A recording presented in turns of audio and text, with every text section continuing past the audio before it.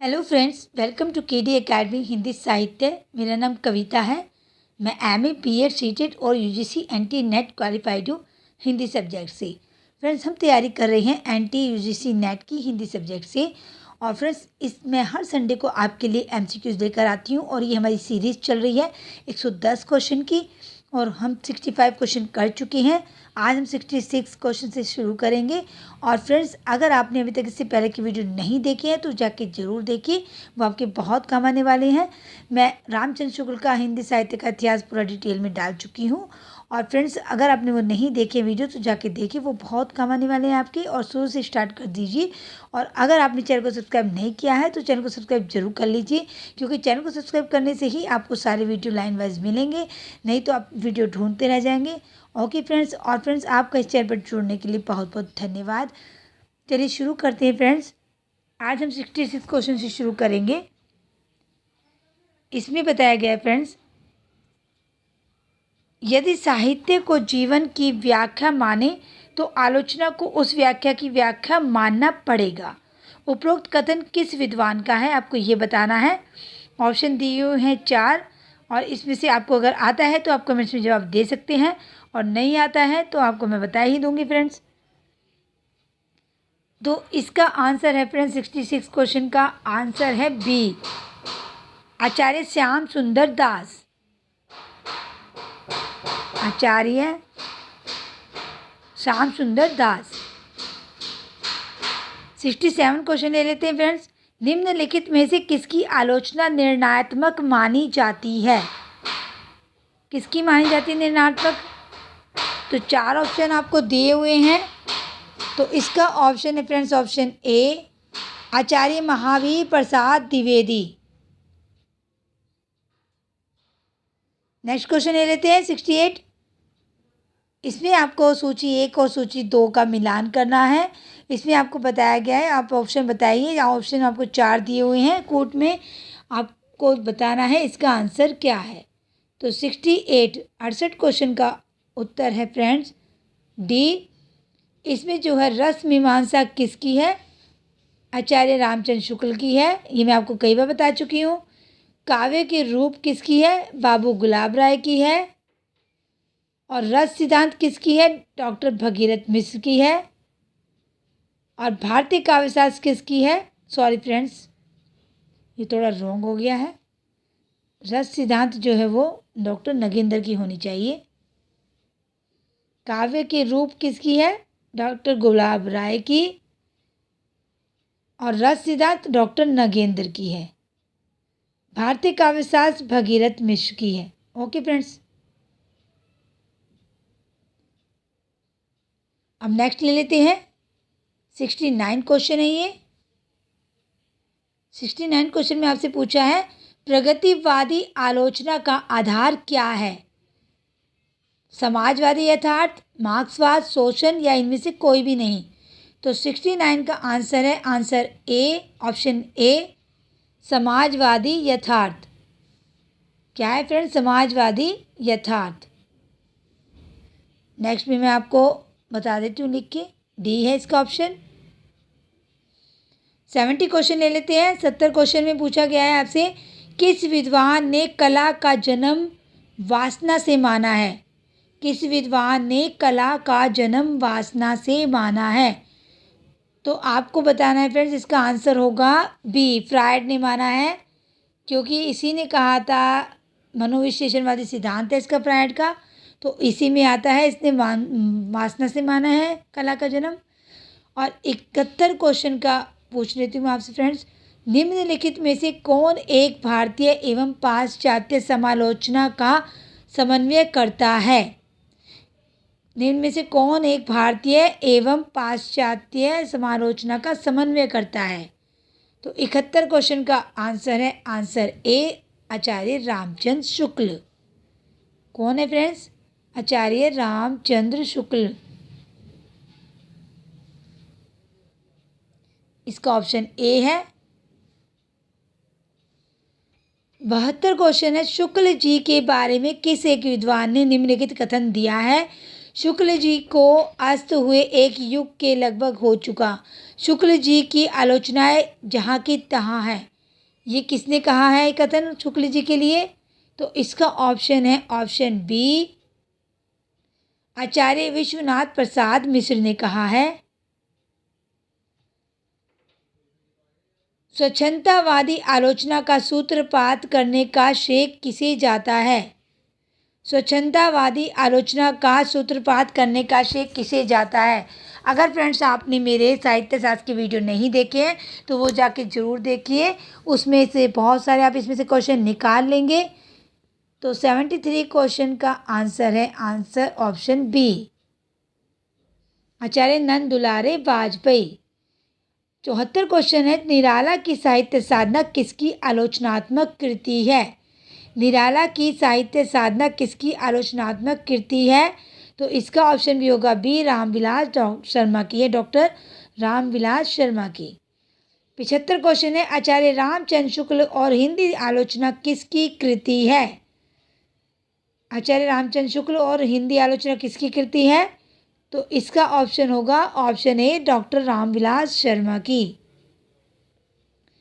76 question है, प्रतिभा व्युत्पत्ति मिश्र समवेते श्रेयस्यो इति मत किस विद्वान का है? तभी मैंने फ्रेंड्स आपको अंडरलाइन कराए थे कि क्योंकि ये भी लाइन पूछी जाती है, ये किस आचार्य की आपको बताना है। तो 76 का उत्तर होगा फ्रेंड्स बी, आचार्य राजशेखर की। नेक्स्ट ले लेते हैं। 77 क्वेश्चन में आपसे पूछा है, शक्ति काव्य का बीज रूप संस्कार है कथन किस विद्वान का है? किस विद्वान का है फ्रेंड्स? 77 क्वेश्चन में बताइए। तो इसका ऑप्शन होगा ए, मम्मट का है ये। 78 क्वेश्चन है, अभ्यास से ही कर्मसु कौशल कथन किस कवि का है? अभ्यास से ही कर्मसु कौशल किस कवि ने कहा है? तो 78 का आंसर है ए, वामन ने कहा है। 79 क्वेश्चन 79 का क्वेश्चन है, कविता क्या है किसका निबंध है? ये तो फ्रेंड्स आपको आता ही होगा, अगर आपको आता है तो कमेंट में जवाब दे दीजिए। तो इसका ऑप्शन होगा बी, आचार्य रामचंद्र शुक्ल। 80 में पूछा गया है, इनमें से कौन सा एक संचारी भाव नहीं है? संचारी भाव मैं आपको बता चुकी हूँ, ये 33 होते हैं और मैं इसकी आपको शॉर्ट्स में वीडियो भी दे चुकी हूँ। अगर आपने वो नहीं देखी है तो जाके देख लीजिए, जितने भी शॉर्ट्स हैं वो आपके बहुत काम के हैं। तो इसका ऑप्शन होगा डी, आशिक का कुर्तक नहीं है, बाकी तीनों है। तो 81 क्वेश्चन है, रस सूत्र के प्रथम व्याख्याता भट्ट लोलट का मत कहलाता है। मैंने चारों व्याख्याता के आपके चारों व्याख्या जो मत मैंने आपको बता चुकी हूँ। अगर आपने वो नहीं देखा वीडियो तो जाके देखिए। तो 81 का क्वेश्चन का आंसर होगा ऑप्शन सी, आरोपवाद। मैं चारों का बता चुकी हूँ आपको फ्रेंड्स, और इसी वीडियो में भी, इससे पहले की जो वीडियो है फ्रेंड्स उसमें भी क्वेश्चन में आपको आ चुका है ये, किसी साहित्यिक कृति के गुण दोषों का उद्घाटन करना क्या कहलाता है? तो 82 का उत्तर होगा ए, आलोचना कहलाता है। अगर गुण दोषों का उद्घाटन करेंगे तो आलोचना कहलाता है। अब नेक्स्ट ले लेते हैं, 83 क्वेश्चन है ये। मार्क्सवादी सिद्धांतों के आलोक में किसी कृति की आलोचना करना क्या कहलाता है? जो मार्क्सवादी सिद्धांतों के आलोक में अगर हम किसी की आलोचना करते हैं तो वो क्या कहलाता है? तो 83 का होगा ऑप्शन ए, प्रगतिवादी आलोचना। मार्क्सवाद का दूसरा नाम प्रगतिवादी है फ्रेंड्स। 84 क्वेश्चन है, किस एक विद्वान की समीक्षा पद्धति में हृदय व बुद्धि का समन्वय है? किस विद्वान की समीक्षा पद्धति में हृदय और बुद्धि का समन्वय? तो 84 का ऑप्शन होगा ऑप्शन बी, आपको पता ही है, डॉक्टर ये जो आचार्य रामचंद्र शुक्ल है यही है। 85 क्वेश्चन है, विशाल भारत पत्रिका से संबंधित है। कौन है फ्रेंड्स विशाल भारत पत्रिका से संबंधित? तो 85 का ऑप्शन होगा ऑप्शन डी, इनमें से कोई भी नहीं है। तो ये मैं क्वेश्चन आपको देती हूँ, अगर आपको आता है इसको ढूंढ के मुझे कमेंट्स में इसका जवाब दीजिएगा कि विशाल भारत पत्रिका किसकी है। अगर नहीं आएगा फ्रेंड्स आपको कमेंट्स तो फिर मैं बाद में आपको अगले वीडियो में बता दूंगी। 86 क्वेश्चन है, रीति कितने प्रकार की होती है? रीति कितने प्रकार की होती है, मैं रीति सिद्धांत में आपको करा चुकी हूँ फ्रेंड्स। अगर आपने वो वीडियो नहीं देखा है तो जाके जरूर देखिए, अगर आपको नहीं आता है तो 86 का ऑप्शन होगा ऑप्शन बी, 3 होती है रीति। और ये कौन कौन सी होती है, इसका जवाब आप मुझे कमेंट्स में देंगे। 87 क्वेश्चन है, वीर व विभस्त रसों में से युक्त रीति कहलाती है। वीर व विभस्त रसों से युक्त रीति कहलाती है, क्या कहलाती है फ्रेंड्स बताइए। तो 87 का ऑप्शन होगा बी, गौड़ी रीति कहलाती है। 3 रीति है, इसमें आ भी गए नाम फ्रेंड्स, अगर आपको नहीं आते हैं तो इसमें 87 क्वेश्चन में तीनों रीतियाँ दी हुई है। तो वीर और विभत्स रसों से युक्त रीति होती है गौड़ी रीति। 88 क्वेश्चन है, श्रृंगार रस, करुण व हास्य रसों में प्रयुक्त रीति क्या कहलाती है।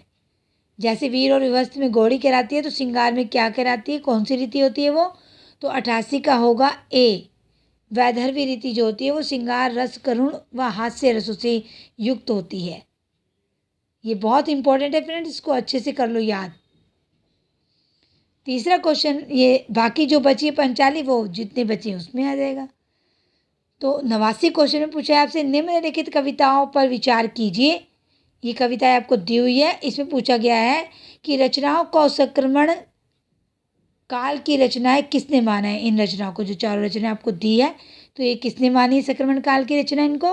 तो 89 का ऑप्शन होगा सी, रामविलास शर्मा ने माना है। 90 क्वेश्चन है, प्रसाद गुण से युक्त रचना को क्या कहते हैं। प्रसाद युक्त रचना, गुण से युक्त जो रचना होती है वो कौन सी होती है फ्रेंड्स। तो 90 का ऑप्शन होगा सी, कोमला, क्योंकि कोमल का मतलब ही प्रसाद ही तरह से समझ लीजिए फ्रेंड्स। क्योंकि हम किसी को डांटते तो प्रसाद तो होगा नहीं, अगर हम किसी प्यार से बात करेंगे वही तो प्रसाद माना जाएगा ना। तो 91 क्वेश्चन पूछा गया आपसे, किस विद्वान का मानना है कि वैदर्भी रीति में सभी गुण होते हैं। किसने माना है ये। तो इसका ऑप्शन है बी, वामन ने माना है। 92 क्वेश्चन पूछा गया, पानी गए ना ओबरे मोती मानुष चून में कौन सा अलंकार है, आपको बताना है। अगर आपको अलंकार नहीं आते तो आप अलंकार संप्रदाय जाकर देखिए, मैं उसमें बहुत अच्छे से बता चुकी हूँ आपको। तो 92 क्वेश्चन का ऑप्शन होगा ऑप्शन सी, श्लेष अलंकार है। 93 क्वेश्चन पूछा गया, अलंकार काव्य का प्राण तत्व है, कथन किसका है। अलंकार को किसने काव्य प्राण तत्व माना है फ्रेंड्स। मैं आपको ये सब बता चुकी हूँ कि अलंकार को किसने माना है, रीति को किसने माना है, काव्य की आत्मा सब मैं बता चुकी हूँ। अगर आपने वो वीडियो नहीं देखे साहित्य शास्त्र की तो जाके देख लीजिए, अच्छे से डिटेल वीडियो है वो। 93 का ऑप्शन होगा ऑप्शन ए, भामा ने माना है। नेक्स्ट ले लेते हैं। 94 क्वेश्चन है, जहाँ कारण बताते हुए उपमेय की श्रेष्ठता उपमान से बताई जाए। मतलब जहाँ पर कारण बताते हुए कहा जाए कि उपमेय की श्रेष्ठता जो है वो उपमान से बताई जाए, उपमान की तरह, तो वहाँ कौन सा अलंकार होगा। तो 94 का ऑप्शन होगा ऑप्शन ए, व्यतिरेक होगा। और 95 क्वेश्चन पूछा गया, वैदर्भी रीति में किस प्रकार के वर्णों का प्रयोग नहीं होता। तो कौन सा नहीं होता, वैदर्भी रीति में आपको ऊपर बता चुकी हूँ कौन कौन से होते हैं कौन से नहीं होते, वो आप समझ जाइए। तो कौन सा नहीं होता, 3 आपको दिए हैं, कौन से वर्णों का नहीं होता इसमें। वो वर्ण नहीं थे, सॉरी फ्रेंड्स, वो बताए गए थे उसमें। दूसरा क्वेश्चन है वो उसमें रस बताया तो कौन से रस युक्त होती है, और इसमें पूछा है आपसे वर्ण, कौन से वर्णों का वैदर्भी रीति में प्रयोग नहीं होता पूछा है।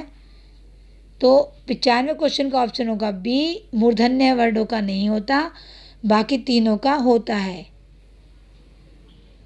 नेक्स्ट ले लेते हैं। 96 क्वेश्चन पूछा गया, असत्य कथन को चुनना है आपको और उसका आंसर बताना है। बाकी सारे ठीक है और एक इसमें से गलत है। तो 96 का ऑप्शन होगा डी इसमें से गलत है, बाकी सारे जो है वो सही है। पहला क्वेश्चन है, काव्य दोष 3 प्रकार के होते हैं, सही है। दंडी के अनुसार काव्य गुण 10 प्रकार के होते हैं, ये भी सही है। रीति संप्रदाय को ही गुण संप्रदाय कहते हैं, ये भी सही है। रीति संप्रदाय का प्रवर्तन आचार्य भामा ने किया, ये रोंग है क्योंकि भामा ने अलंकार का किया है। 97 है, दृष्टिकूट पदों में कौन सा दोष पाया जाता है। 97 का आंसर होगा बी। तो इसमें कौन सा माना जाता है, कौन सा दोष होता है फ्रेंड्स। ग्रामत्व दोष होता है, जो गांव की भाषा के शब्द यूज़ कर लेते हैं। अब क्वेश्चन है आपका 98 से 103 क्वेश्चन है ये, आपको इसमें सही ए सही आर गलत बताना है, तर्क वाले हैं ये।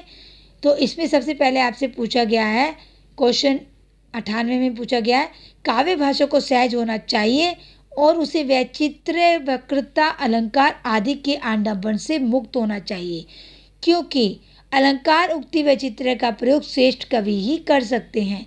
तो 98 का होगा ऑप्शन ए, क्योंकि ये दोनों ही सही है, ए और आर दोनों सही, इसका ऑप्शन होगा ए।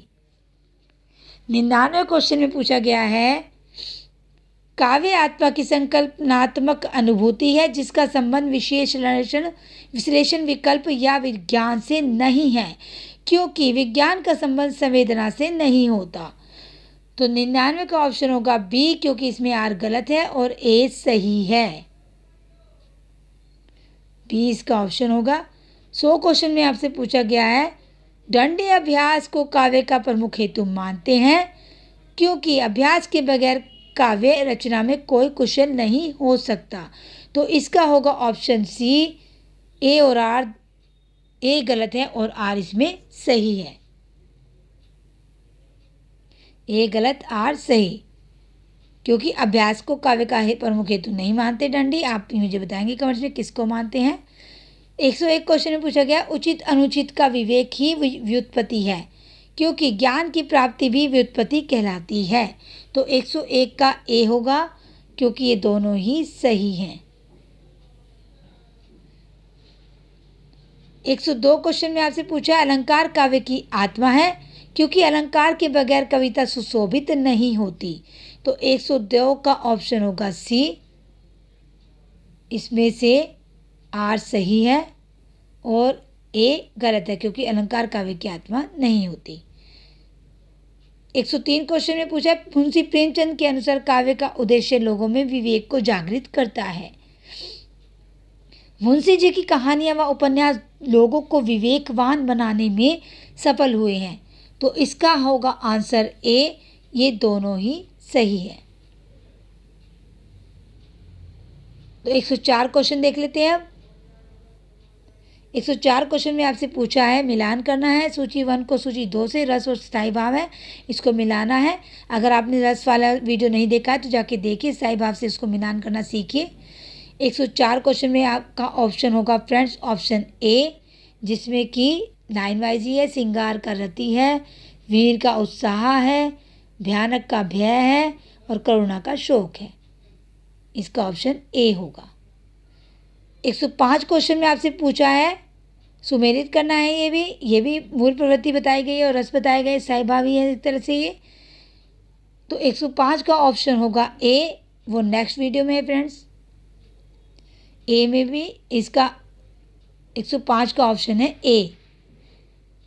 मुझे फ्रेंड्स इसमें थोड़ा गलत लगा, वीर का करुणा नहीं होता, भयानक का भय होता है, शांत का दैत्य होता है, लेकिन वीर का जो है करुणा इसमें शायद गलत बताया गया है, एक ही ऑप्शन गलत है, बाकी इसका जो ऑप्शन सी ही माना जाएगा, क्योंकि इसमें जो ए में जो गलत बता रखा है तो ऑप्शन सी में है, लेकिन इसका जो दूसरा है वो उसमें थोड़ा सा गलत है, क्वेश्चन में ही गलत है फ्रेंड्स वो।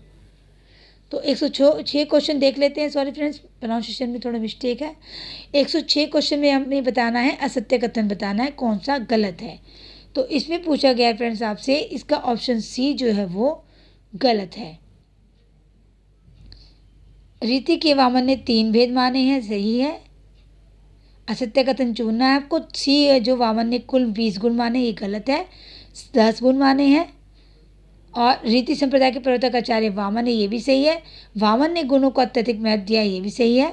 तो इसका ऑप्शन सी होगा और इसका भी ऑप्शन सी है। 107 क्वेश्चन में आपसे पूछा है फ्रेंड्स, असत्य कथन चुनना है इसमें भी, तो 107 का ऑप्शन सी है। तो वक्रोक्ति संप्रदाय के प्रवर्तक आचार्य कुंतक है, ये आप जानते ही हो। शांत रस का स्थायी भाव निर्वेद है, और उसमें क्या बताया था फ्रेंड्स, नेक्स्ट पिछले क्वेश्चन में मैं आपको बता देती हूँ। भोजराज ने गुणों की संख्या 36 मानी है, ये गलत है। अगर फ्रेंड्स आपने वीडियो पिछले नहीं देखे, जरूर देखिए, उसमें सब बताया गया है।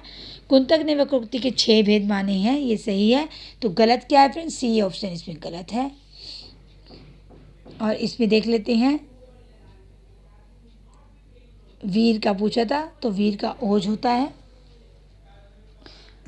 108 क्वेश्चन में देख लेते हैं फ्रेंड्स।